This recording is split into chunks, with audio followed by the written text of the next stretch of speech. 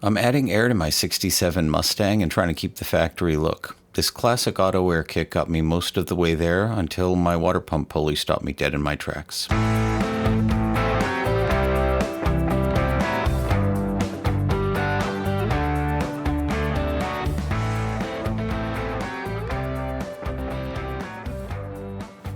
So I decided to go with this classic auto air kit. I got it from CJ Pony Parts. It was just under $2,000 and includes everything that you need for under the hood and under the dash. It came with a compressor and all the brackets and a new main pulley with an extra groove for the belt. It included a condenser for in front of the radiator and all of the hoses needed for all of the refrigerant, as well as a new electronic heater box that handled cooling and heat, and all of the ducting and vents that are needed for inside the car.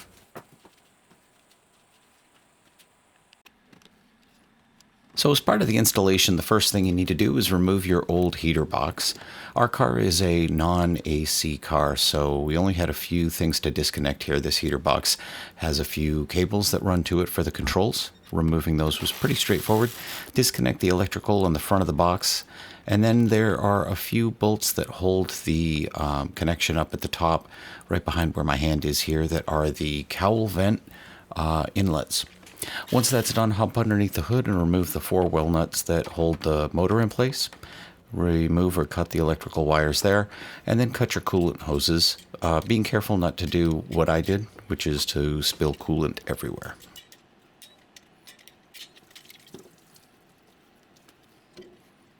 So once you're done with that, hop back underneath the dash and you should be able to remove your heater box at this point.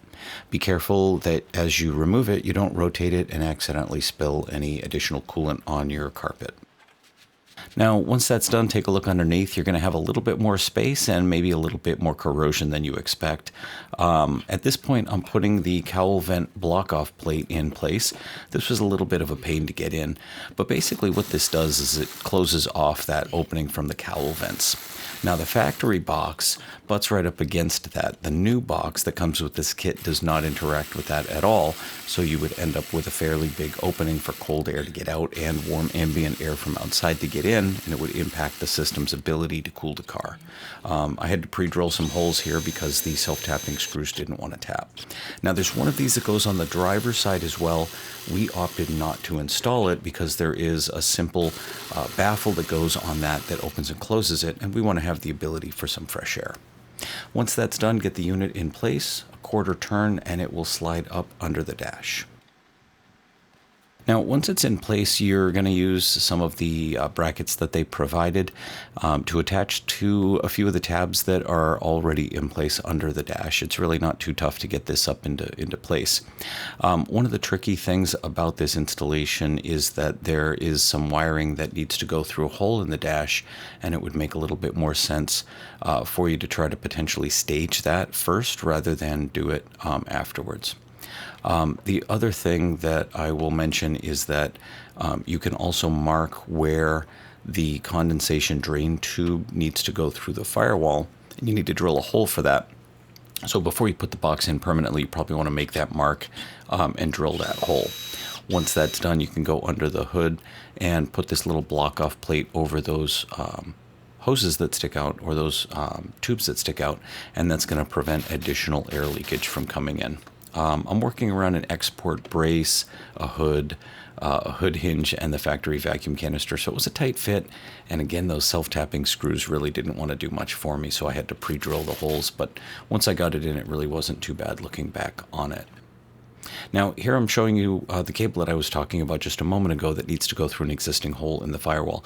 They put an 8-pin connector, and they're only using 6 wires here, so it's a larger connector than they need. Even though they use these 2 smaller ones to stay underneath the dash to go to the servos for the box, they, for whatever reason, opted to use this larger one. And that needs to go through an existing hole in the dash, and then it connects to what they call their water valve, or their thermal control valve, which is this thing right here. And that only has basically 6 live wires that need to go to it.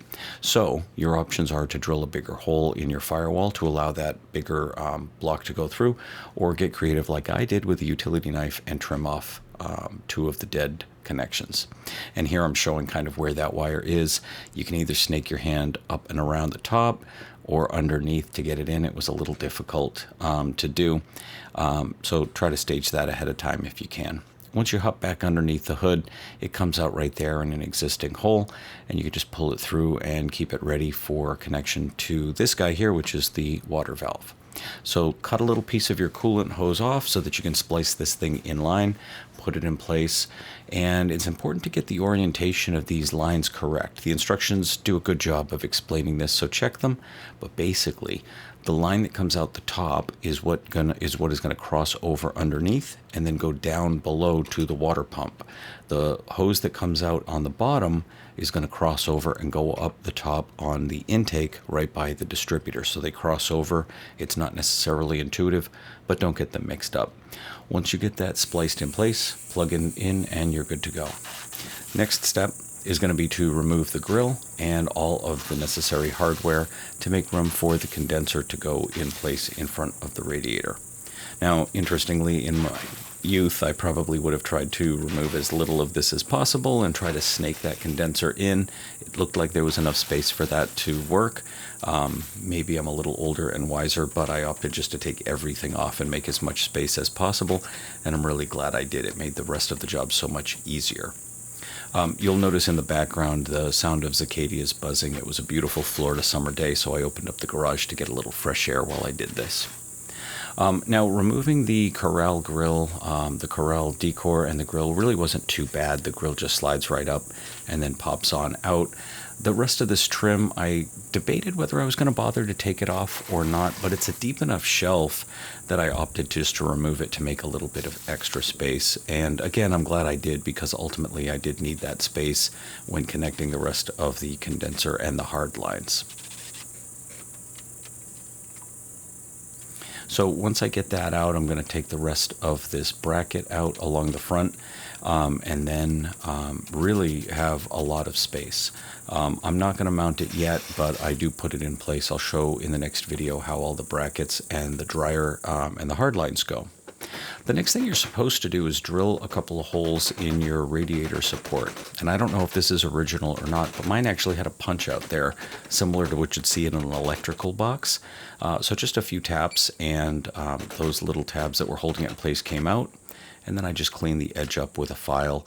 I've had this Amazon file kit forever, so it was nice to finally get to use it. But I was really relieved I didn't have to go through the trouble of drilling a couple of large size holes and having to deal with all of that.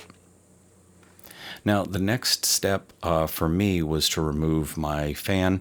We just did a fan and fan clutch and oversized radiator upgrade. We got that kit from West Coast Classic Cougars. It's really an amazing kit. I'll do a video on it later. But here I'm just removing that fan to make a little bit of extra space, because I want to get the main crank pulley out and I wanted a little bit of extra room to work there. When I was removing this, it was stuck on, even though it hasn't been on that long. So I gave it a little bit of gentle persuasion with a mallet, but I was pretty gentle and I tried not to knock anything off center. But I got in there with my hands and wiggled it as best I could. I didn't bother to remove the radiator. We just had the radiator install completed, and I probably had that radiator in and out a dozen times. So I really was just getting a little lazy, which is always my Achilles heel. And I was trying not to have to take it out again and deal with the transmission coolant lines. But looking back on it, I should have. Here I'm trying to get the main pulley bolts out. I've got a 3-bolt main, and every time I turned them, I was just turning the motor over. So I used 2 tools against each other, and I was able to remove all 3 that way. But if I had just taken the radiator out, I could have gotten in there with an impact and done it in just a few seconds. Instead, I struggled with this thing a little more than I needed to.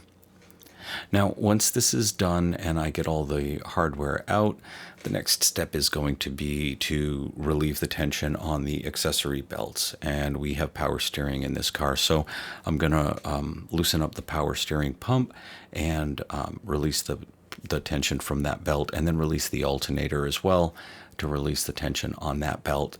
And at that point, I am ready to remove the existing crank pulley and get ready to install the new crank pulley that comes with this kit. And then that new pulley has an additional groove so that the drive belt for the air conditioning compressor can be powered off of it. It was stuck on there and I don't know why, so I just got in here with a 2x4 and gave it some gentle taps and knocked it loose. So here I am putting in the new crank pulley.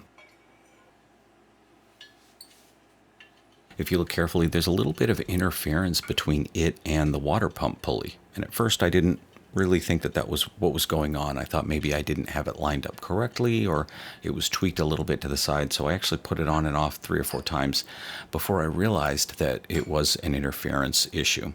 And what I learned in doing a little bit of research is that non-factory AC cars actually have a larger water pump pulley. It's 6 1/16 inches, I believe. And then the factory AC cars have a smaller diameter water pump pulley that is 5 13/16. So I ended up having to buy a new water pump pulley for an AC style car.